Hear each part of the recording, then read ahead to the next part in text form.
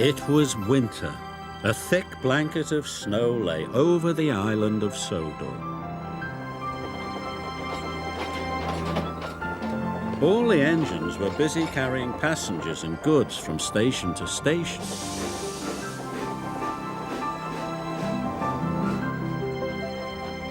Sometimes they need to warn people they are coming.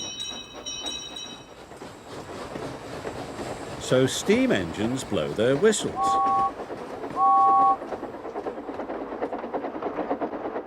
And diesel engines sound their electric horns.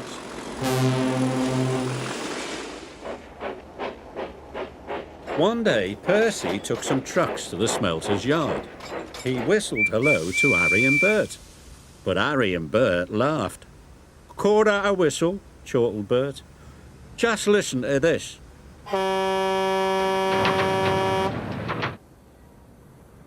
"Diesels can do everything better than steamies," they sneered. "My whistle's as good as your horns," puffed Percy crossly. "Just you wait and see." Percy practiced loud whistling. He blew louder and louder and louder. At last he was ready to surprise Harry and Bert. Later, Percy went back to the quarry. He rolled up behind Harry and Bert, took an extra big puff and blew as loudly as he could. Harry and Bert were surprised. "I told you my whistle is as good as your silly old honky horns," laughed Percy. Now that he had a super loud whistle, Percy couldn't wait to use it again.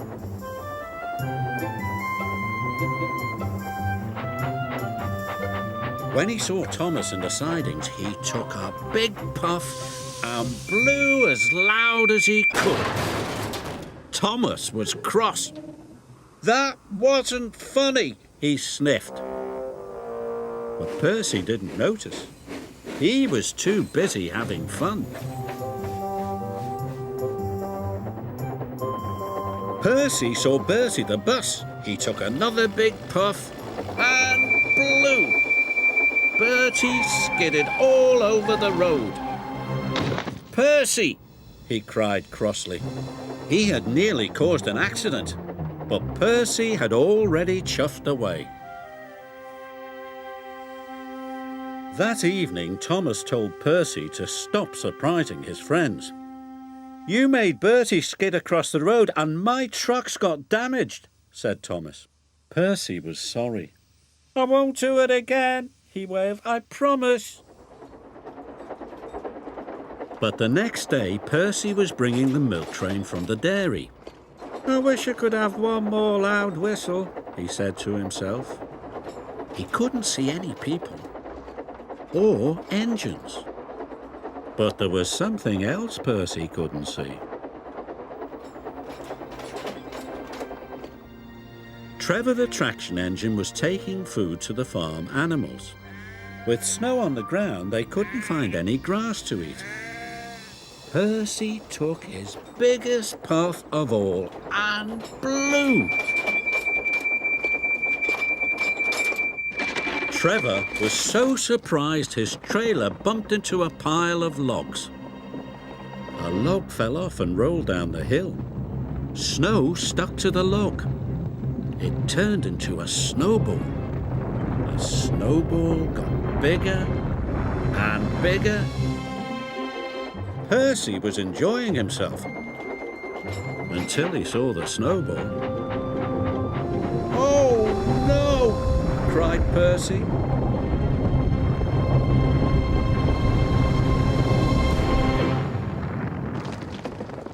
Luckily, no one was hurt, but his driver was cross. "Now I will have to go for help," he said. Percy waited in the cold.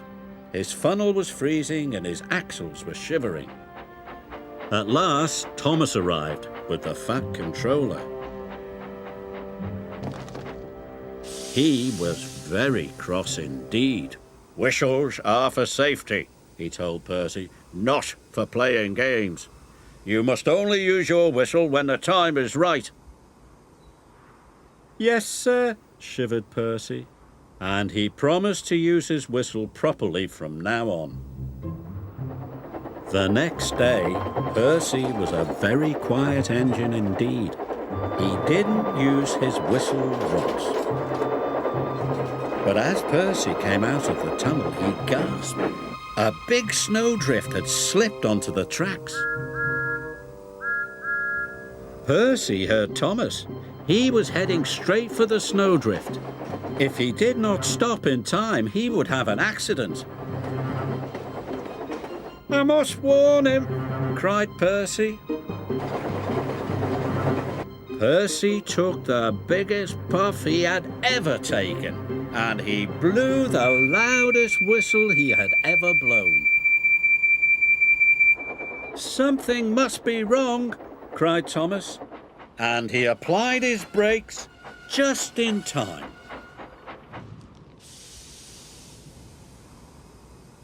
Cinders and ashes, he gasped. Thank you, Percy. That evening, the Fat Controller came to the sheds. Well done, Percy, he boomed.